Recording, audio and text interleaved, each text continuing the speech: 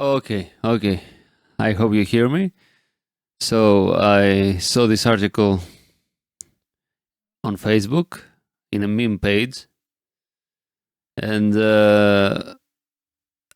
I thought I should react to it because it has some interesting points. It's an article from Adam.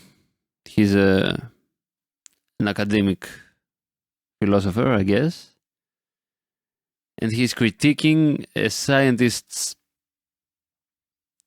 research or conclusions about the research. Let's go. A Stanford professor says science shows free will doesn't exist. Here's why he's mistaken. Oh, okay.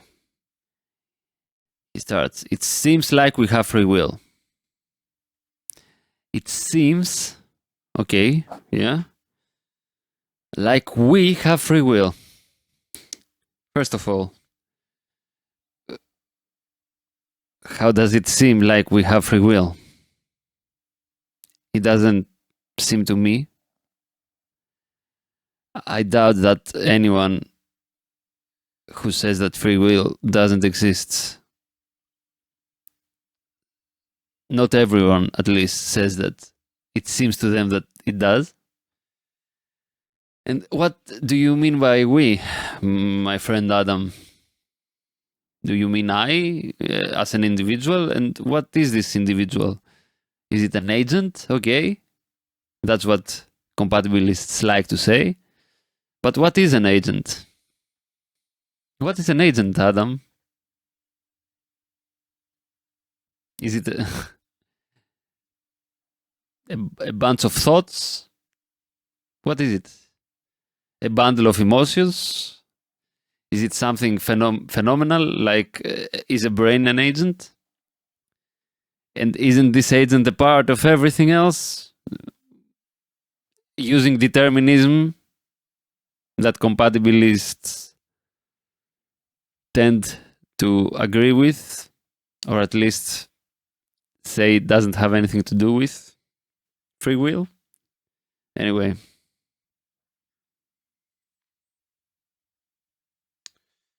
Let's continue. However, the latest book by Stanford, blah blah blah, Robert Sapolsky, has been receiving a lot of media attention for arguing science shows this is an illusion. Free will, you mean? Yeah. Yeah, I guess so. Sapolsky summarizes the latest scientific research relevant to determinism, the idea that we are casually determined to act as we do because of our histories and couldn't possibly act any other way. Yeah. According to determinism, just as a rock that is dropped is determined to fall due to gravity, your neurons are determined to fire a certain way as a direct result of your environment, upbringing, hormones, genes, culture, and myriad other factors outside your control, and this is true regardless of how free your choices seem to you. Of course. Yeah, it's pretty common sense at that point, if you think a bit about it. But also, if it was completely random, it wouldn't make any difference. Randomness doesn't make for a free will. And that's hard incompatibilism, of course. Let's continue. Sapolsky also says that because our behavior is determined in this way, nobody is morally responsible for what they do. Okay, here is a pickle. We have a pickle here. It's not necessary. Metaphysics is saying free will doesn't exist. Saying that free will not existing has anything to say about moral responsibility is an ought problem. An ought problem. What should happen? Should we assign moral responsibility to what is, which is the absence of free will?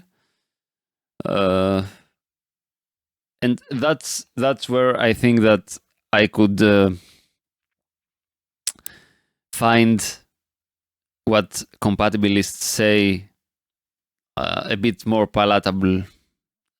the way compatibilists think rack my brain, but here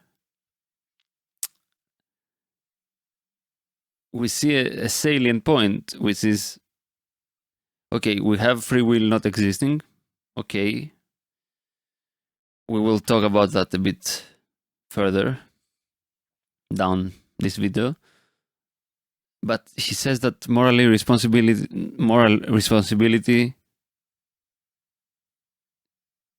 doesn't exist. You are not morally responsible. But to determine that, you have to look at what moral responsibility is and what morality is. And it's a very, very mixed up field. It's a landmine. It's not for that video for sure. Let's put that in the back burner for now. He believes while we can lock up murderers to keep others safe, they technically don't deserve to be punished. If you see life as a loaf of bread, if you were a being out of space and time and you saw life as a loaf of bread where everything has happened, or everything is happening, or everything will happen, all those three at once, if you saw that loaf of bread of everything, a rock falling would be the same as making a decision, or a neuron firing, or whatever Adam believes seems to be happening outside. Yeah, so do we assign moral responsibility to a rock? No, because a rock is a rock. But a human being a human maybe means that we get to assign responsibility because of the way our societies are formed and how human psychology works, and maybe that psychology is consistent with morality. But anyway, either you think moral responsibility exists after free will isn't, or you don't.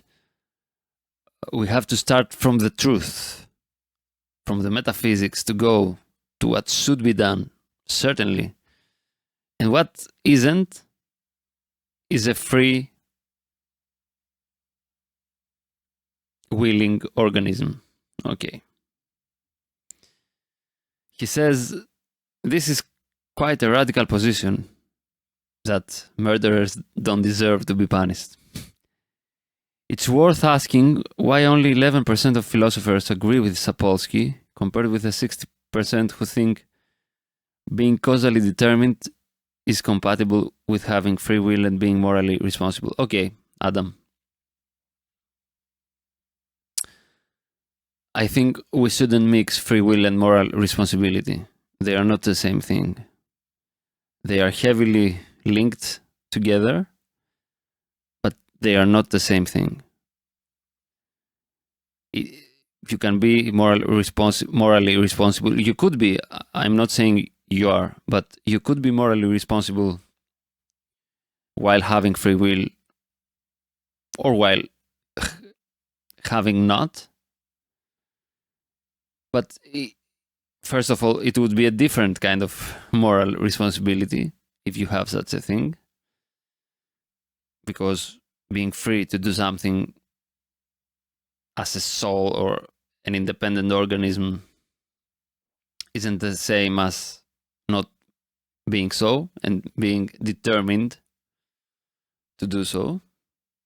It's not your fault. But on the other hand, why bring up the statistics? Is truth a popularity contest? Is it a democratic process? I don't think so. We have to dig deeper than that. Have these compatibilists failed to understand the science, or has Sapolsky failed to understand free will? I wouldn't say that Sapolsky hasn't understood free will. Maybe he's using a different definition than you have, and maybe his definition is older than yours, because when I think so. Correct me if I'm wrong. When free will as a problem was established, most of the people thought you have a soul and you are free to do as you please. Correct me if I'm wrong. That's my not feeling, but that's my perception of how people thought before compatibilists came into prominence. Okay. I should lock that thing.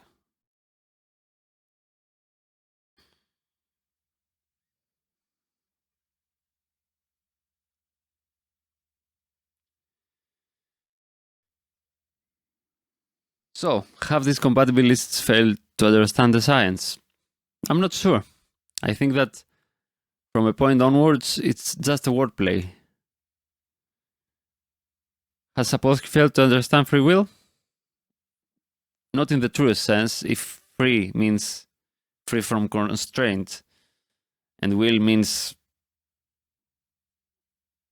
willing, there are constraints in willing, meaning that they cannot be otherwise. If you mean liberty, then yes, but liberty isn't free will. There's a word for what you're talking about. Is determinism incompatible with free will? Oh, here we go. Free will and responsibility can mean a variety of different things depending on how you approach them. Yeah. You are basically admitting with playing with definitions. Remember, we are not talking about do we have moral responsibility. His plays, those things might not be what you mean by them. Well, yeah, if you change the definition, and by free will you mean something else, yeah, sure, it's different.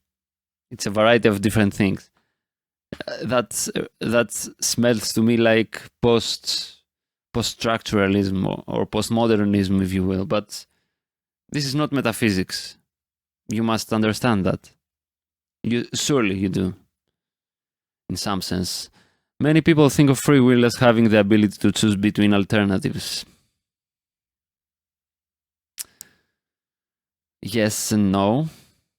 Because even the word choosing is nonsensical if you understand that an agent is just a bunch of circumstances coagulating. It's a bunch of energy pulsating, if you will. It's consciousness expressing itself, if you will. However you say it. Determinism might seem to threaten this. Yeah, you don't choose between alternatives. Choice happens. Because if we are causally determined, then we lack any real choice between alternatives. Yeah. We only ever make the choice we were always going to make. Yes? Yep, pretty much. Okay. Now let's go to the spicy. But there are counterexamples to this way of thinking. For instance, suppose when you start reading this article, someone secretly locked your door for 10 seconds, preventing you from leaving the room during that time. Tough. You, however, had no desire to leave anyway because you wanted to keep reading. So you stayed where you are. Was your choice free? No. No, it wasn't free. How could it be free? It's not about me choosing. It's about the choice being influenced by everything. Don't pull that Frankfurt. That Frankfurt stuff has been over. I mean, yeah, what does locking my door has to do with anything?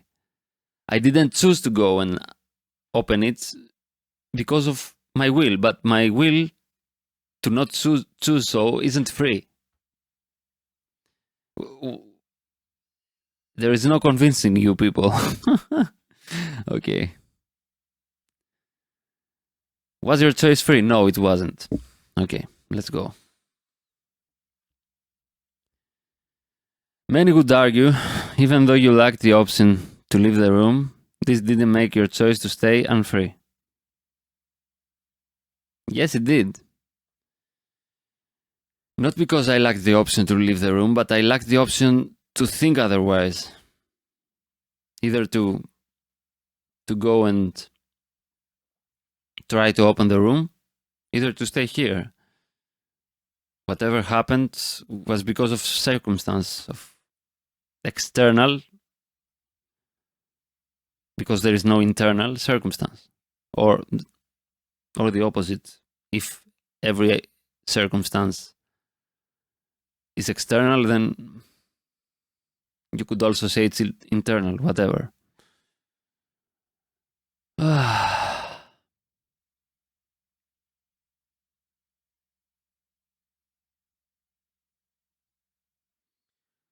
Many could argue, even though you lacked the option to leave the room, this didn't make your choice to stay unfree. Therefore, lacking alternatives isn't what decides whether you lack free will. It's not that you lack alternatives, there is no talk about alternatives. What happens, happens. Freedom, listen, you can have freedom as a citizen. That means that you have alternatives. You can stay here or you can leave. You can choose this person or the other person. You have freedom as an individual because you are not imprisoned by anybody. You are free to choose between sexualities, political alignments, friends, partners. But if you can't, and that's civic liberty, it's liberty of sexuality, of politics, of whatever, of even the freedom of your thoughts, of having thoughts. You have the freedom of having thoughts, meaning that no external to this organism influence can attack you thinking or speaking. That's what's free speech. But free will, as a metaphysical question, is about you choosing what you will. And at that level, you can't even say you are, because we're talking about the very core of our being, of ourself. We typically think of ourself as a deciding self, but if that decision doesn't come by a core, but it's a universal process, it's a product of circumstance, then that self doesn't have any meaning. It's just a coagulation, as I said, of processes.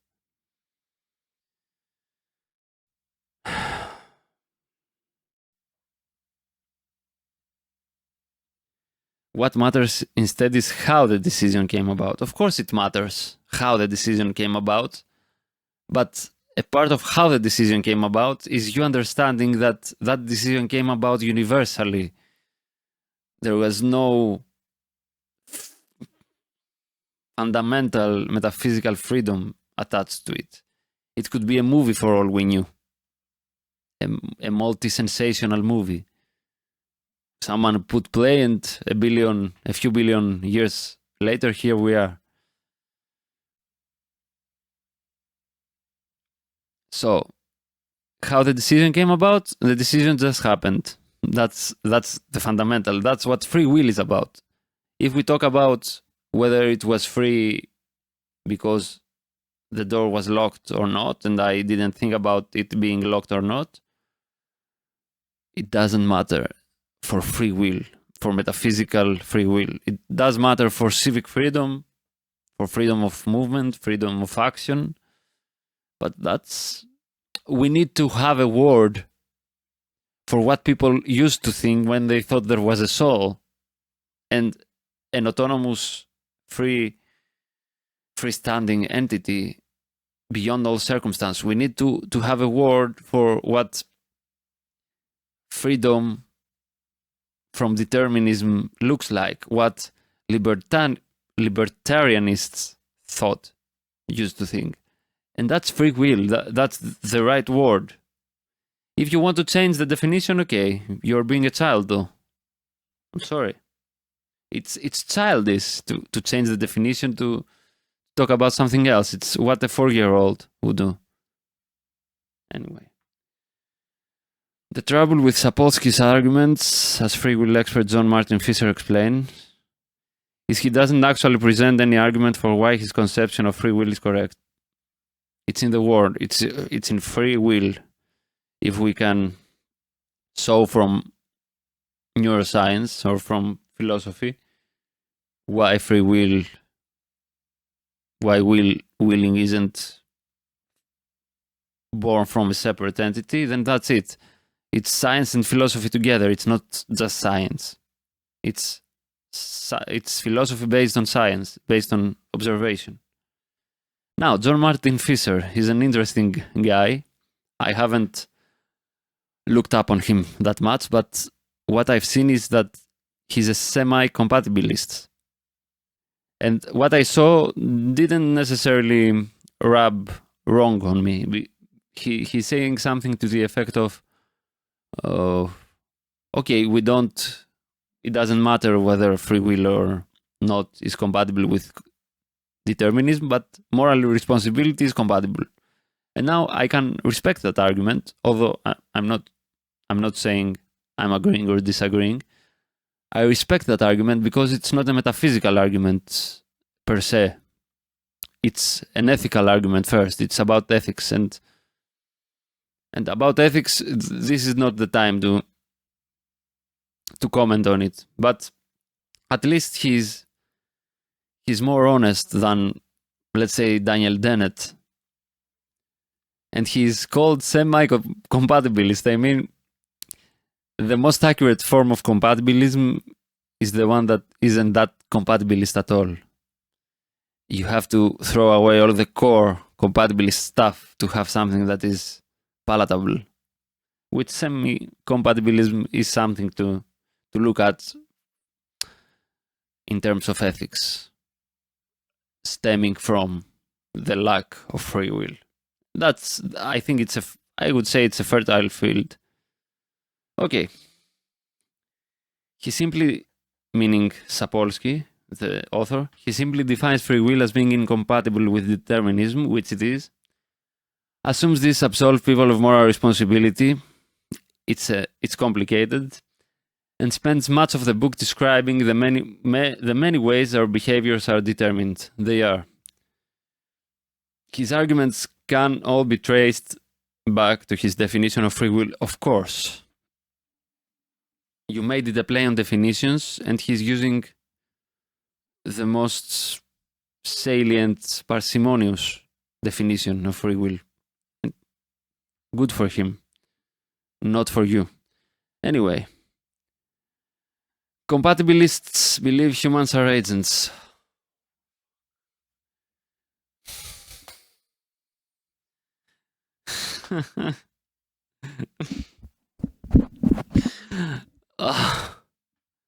That's so exhausting, man.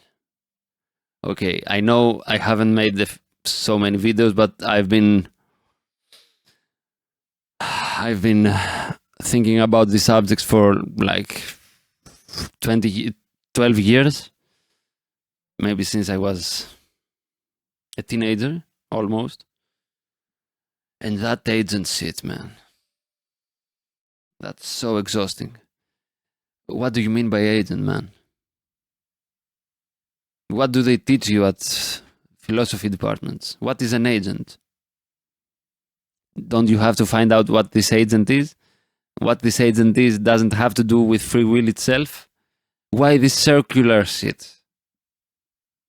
Compatibilists believe humans are agents. And some people believe that the unicorns are real.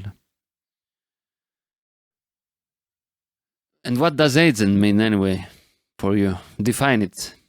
Anyway, we live lives with meaning. So what? Does meaning preclude the absence of free will? It doesn't. Have an understanding of right or wrong. you should be an ethicist and not talk too much about free will and act for moral reasons. Okay, and immoral ones also. This is enough to suggest most of us, most of the time, have a certain. I mean, most of us, most of the time. That's not metaphysics, man. That's sociology. What does that have to whether free will exists or not? Is it a statistical? I mean, before you looked at the polls, is it statistical? Is it a popularity contest? Come on, man. This is enough to suggest most of us, most of the time, have a certain type of freedom and are responsible for our actions and deserving of blame, even if our behaviors are determined. That certain type of freedom you have is a phenomenal one, yes. You have the pretense of freedom. It's not freedom at all, though. It's just that the ball has landed on a place which may be better or worse than you expected from yourself or others. And are responsible for our actions and deserving of blame, even if our behaviors are determined. Now, okay, I am tempted to not disagree here. But think, before I do that, before I say that I'm not disagreeing, just think again about the law of space and time, the frozen law of everything, and looking at an action through that lens, through you being a transcendental being without space and time, and looking at everything and trying to judge, also, although that's ridiculous, you try to judge an action.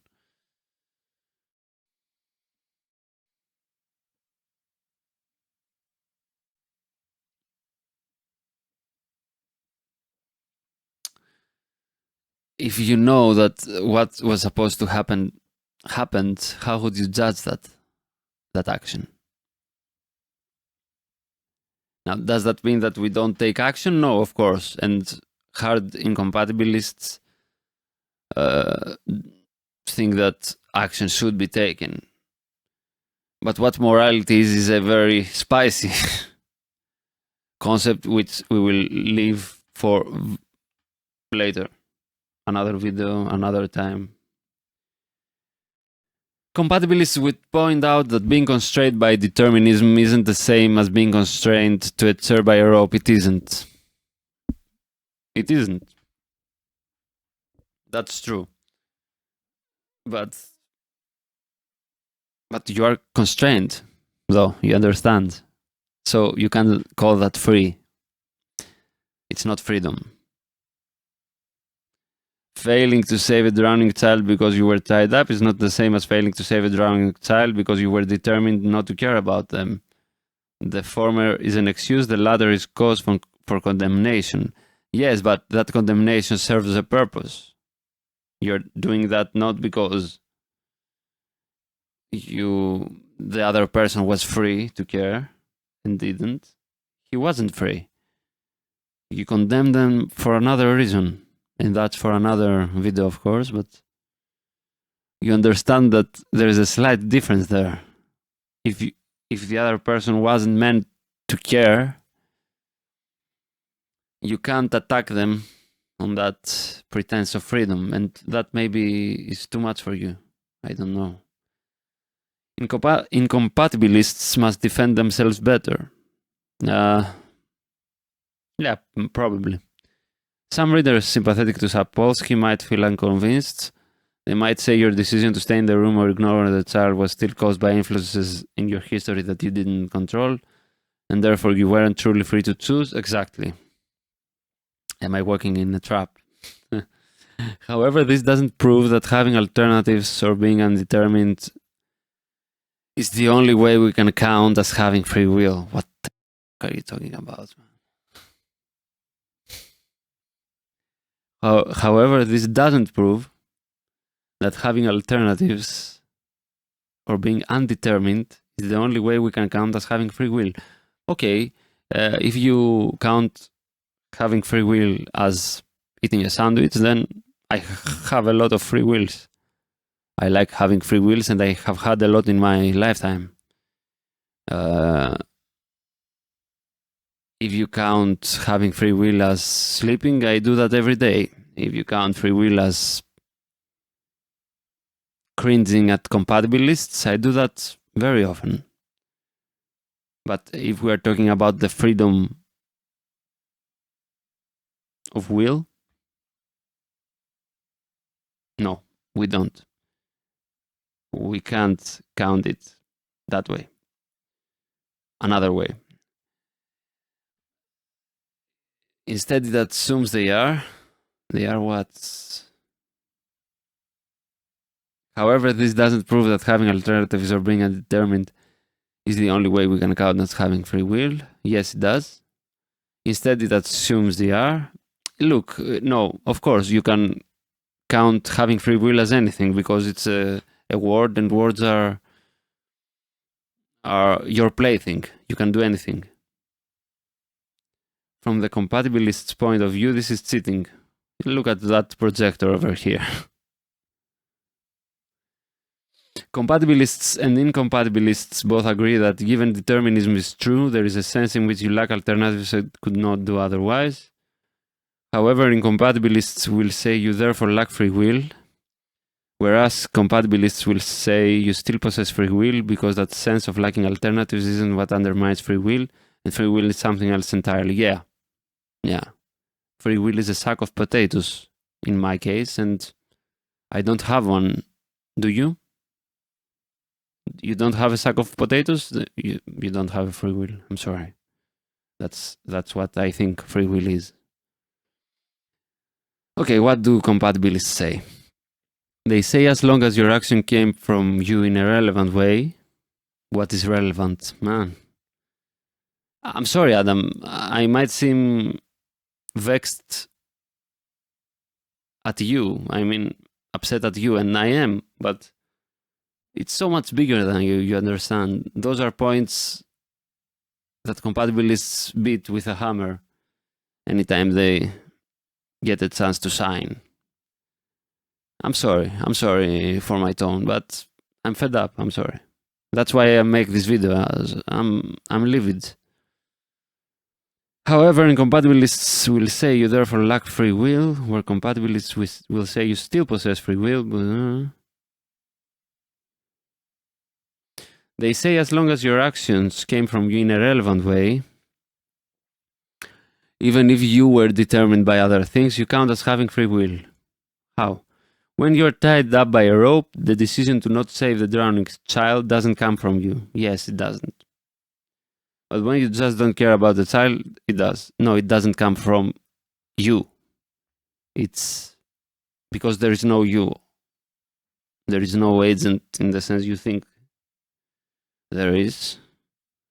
When you don't care about the child, the circumstances of your life have made you not to care. So, yeah, it's not a true source. I'm sure you understand that.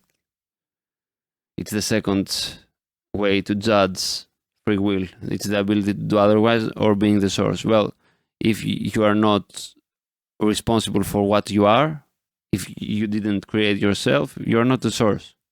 The universe, whatever there is the source.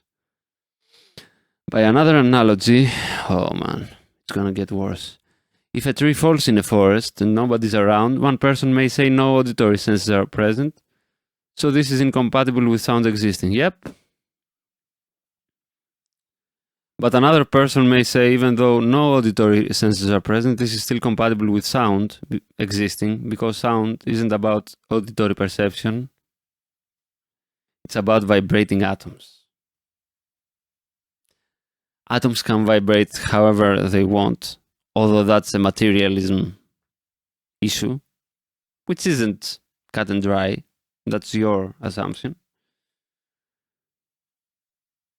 Atoms can vibrate however much they want, but if there is no auditory perception, there is no sound. You can look at vibrating atoms all you want, but if you don't hear them, there is no sound. Both agree nothing is heard, but disagree on what factors are relevant to determine the existence of sound in the first place. Suppose he needs to show why his assumptions about what counts as free will are the ones relevant to moral responsibility. Okay, again, you mix up free will and moral responsibility. The one is metaphysics, what is, and moral responsibility should be, what ought is. Again, it might be a metaphysical question though, because what is moral responsibility in itself? Is there such a thing? And okay, these are all very relevant questions, but you can't say that it doesn't depend about whether you have free will or not, and you can't say that free will doesn't depend on whether you're free to will or not. Hope you understand that. You don't, but it's okay. Both agree nothing is heard, but disagree on what factors. Yeah. As philosopher Daniel Dennett once put it, we need to ask which varieties of free will are worth wanting. Yeah, because what is worth wanting is the apex of metaphysics.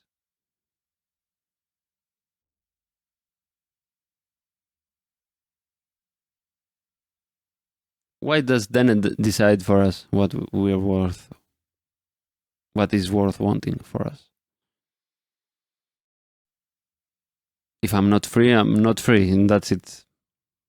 And beyond that, if my body and organism and whatever needs to be put in jail or in a palace, that's a political issue.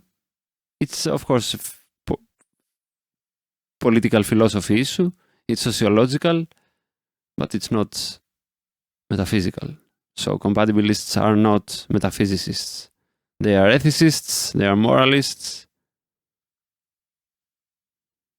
and they are verting on political philosophy, of course, because then it exudes that kind of judgmental character, but it's not metaphysics. Stop deluding yourselves. Free will isn't a scientific question. Yeah, it isn't an ethical question either in its basis. Ethics should take from free will not existing, not free will taking from what ethics says about it, because ethics is about what is, and to know what is, we must do metaphysics, and we're doing metaphysics by saying that free will doesn't exist because there are no alternatives. The point of this back and forth isn't to show compatibilists are right, it is to highlight there is a nuanced debate to engage with. It's nuanced only because you are playing with definitions. It's very cut and dry. Moral responsibility, first of all, is an add-on to what free will is, but moral responsibility is also a human concept. But if you see it as not a human, if you see the loaf of bread, we're talking about earlier, you can definitely see we don't have free will, of course. And moral responsibility is a phenomenon. What we should do falls under the is-ought problem, and you can't absolutely say we should do something. But you can't say that free will exists, not without playing with the definitions. Free will is a thorny issue, yeah, it is.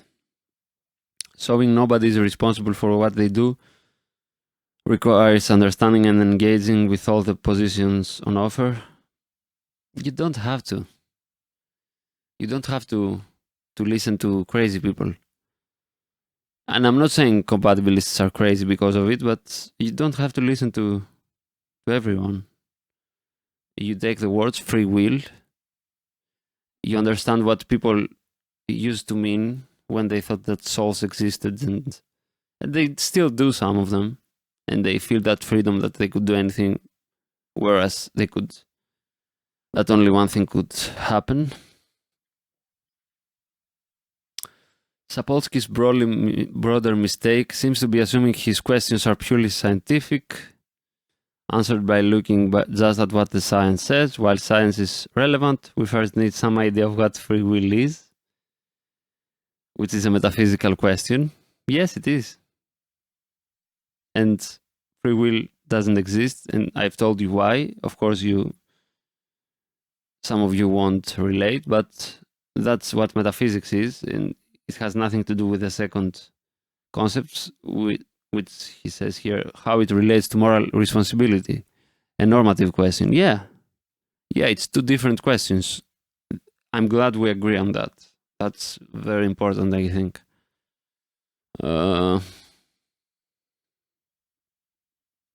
Yeah, that's an ethics question of how free will relates to morality,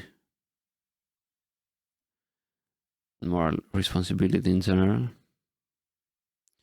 This is something philosophers have been interrogating for a very long time. Blah, blah, blah. Okay, I think that's all. That's all we could say about that. Of course, there is what Kant has said. Let me find it. I'm sorry. Well, I can't find it now, but he has said it's a play on words, compatibilism, and a wretched subterfuge or whatever. Let me say this. Compatibilists might think that what is defining them is the commitment to morality being intact after determinism is established. But incompatibilists also have morality, and in some cases is the same as yours, meaning they do assign blame practically by removing a person from a problematic situation, like a criminal from society. And you might say it's a punishment, but they will say it's a removal. And that's where the actual disagreement is, actually. Whether or not what we do after we establish what free will is. And that I think is where the fertility is, and that's what Fisher is focused on, as I understand. And that's where I think is the meat right now. But free will it's done, and I'm glad that a compatibilist has become a semi-compatibilist in the case of Fisher, and I have to study some more from him. But this play on words has to die. Philosophy has had enough of this, I think. Anyway, that's all for today. I'm Theodore. See you later.